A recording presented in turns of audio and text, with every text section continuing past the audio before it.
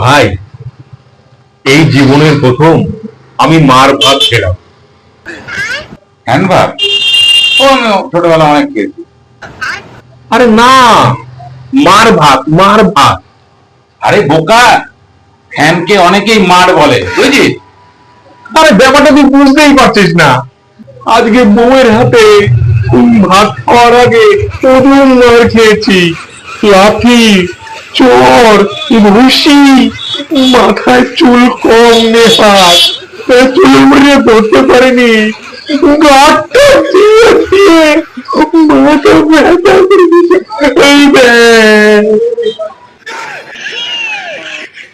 মার খাওয়ার পরে ভাত খাওয়া, এটা তো মার ভাতই হলো, বল।